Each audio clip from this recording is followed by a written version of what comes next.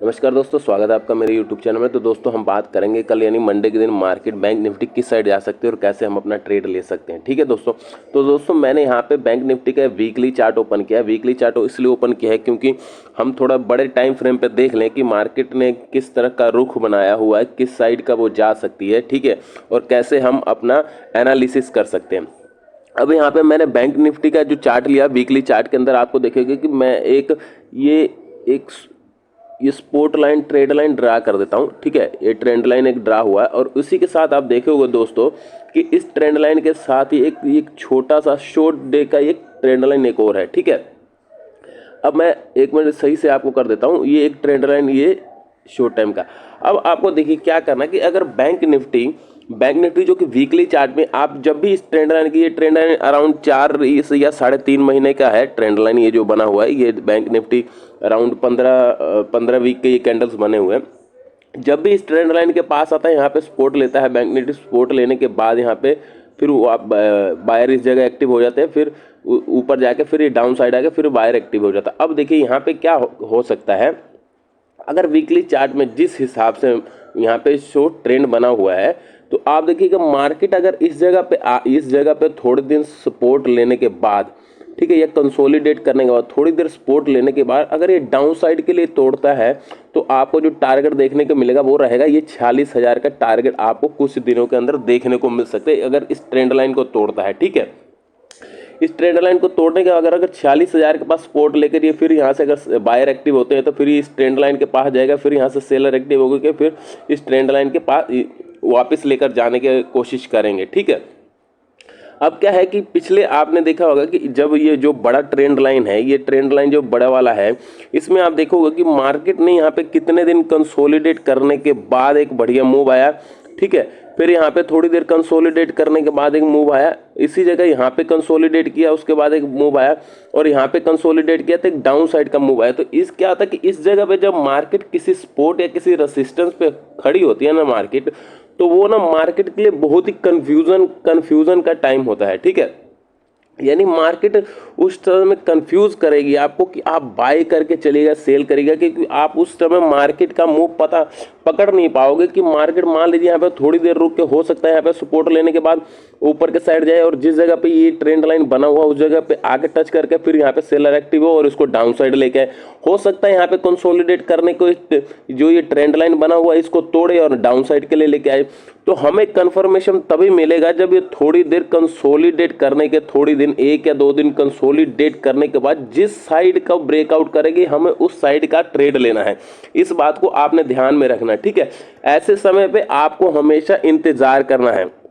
जब मार्केट ऐसे trend line के सपोर्ट पे खड़ी हो, ठीक है, तो उस जगह आपको इंतजार करना कि मार्केट उस जगह से आपको क्या कहना चाहती है। वो आपको ये कह रही है कि आप यहाँ पे थोड़ी देर रुकिए, मैं ऊपर जाऊंगी या नीचे जाऊंगी, उस हिसाब से आप अपना ट्रेड लीजिए। ठीक है, तो इन सब चीजों को आपने ध्यान रखना। अब चलिए हम 15 मिनट के टाइम फ्रेम पे देखते हैं और इंट्राडे के टाइम फ्रेम पे कि मार्केट कल के दिन में किस साइड का मूव ले सकती है और हम कैसे अपना ट्रेड बना सकते हैं। ठीक है, अब दोस्तों देखिए क्या है यहाँ पे कि मार्केट पिछले कई दिनों से कंटिन्यू गिरते आ रही है और अपने पिछले हर सपोर्ट को तोड़ते हुए नीचे आ रही है। सपोर्ट जो लाइन है ये मैंने खींची हुई थी, कुछ दिन पहले की है।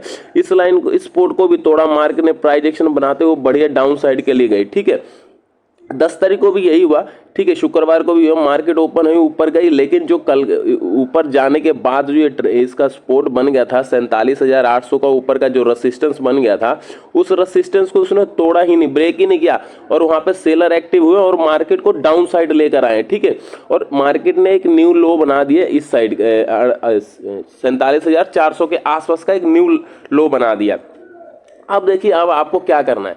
ठीक है, इस समय पे आपको मार्केट में मंडे के दिन में कैसे ट्रेड लेना। मान लीजिए मार्केट कल इसी लेवल में ओपन हो जाती है। ठीक है, इसी लेवल में ओपन होने के बाद अगर ये ऊपर के साइड के सपोर्ट को, तो ऊपर के साइड को तोड़ती है तो जो आपको जो पहला टारगेट देखने को मिलेगा वो मिलेगा 47,533 का, दूसरा मिलेगा 47,644 का और तीसरा मिलेगा 47,000 722 का आपको ये 3 टारगेट देखने को मिल सकते हैं अगर रेंज बनाने के बाद ऊपर के साइड को तोड़ती है तो, ठीक है।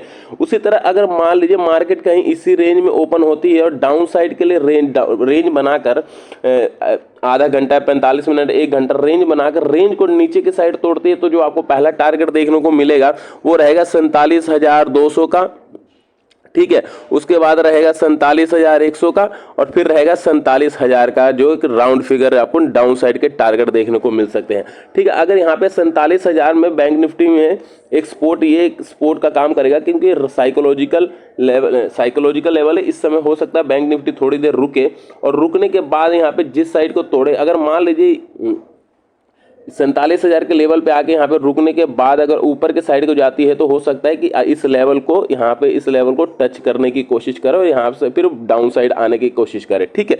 अगर 47,000 का भी लेवल तोड़ देती है तो जो आपका नीचे का जो सपोर्ट बनता है वो 46,800 का सपोर्ट बनता है मार्केट के अंदर, ठीक है। इंट्राडे के अंदर 46,800 का सपोर्ट बनता है।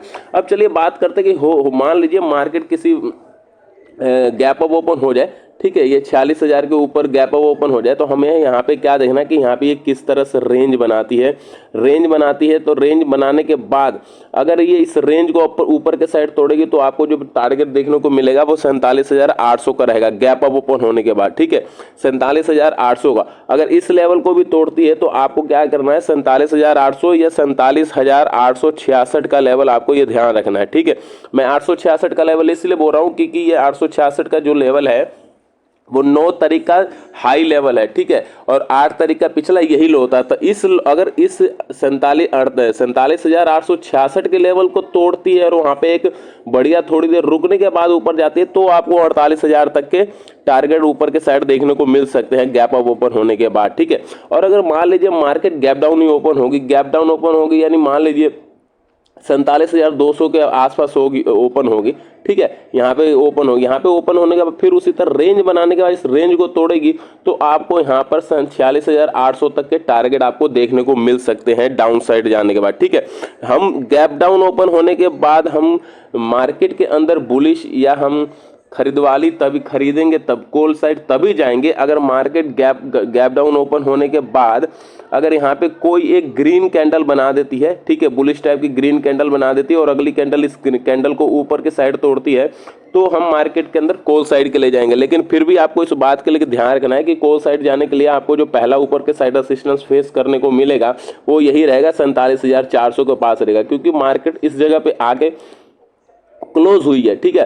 अगर इस क्लोजिंग को तोड़ती है तो ही जाके मार्केट के अंदर एक मूव मिल सकता है, अदरवाइज आपको मूव नहीं मिलेगा। मार्केट का अभी फिलहाल का जो सिनेरियो बना हुआ है वो टोटली नेगेटिव बना हुआ है, लेकिन कुछ नहीं कह सकते, हो सकता है मार्केट यहाँ से बाउंस बैक भी कर ले और हो सकता है मार्केट यहाँ से जो एक नया जो लो आपको दिखाने को मिल जाए वो दिखा दे। अगर 46,500 के आसपास तक का लो आपको देखने को मिल जाए, ठीक है दोस्तों।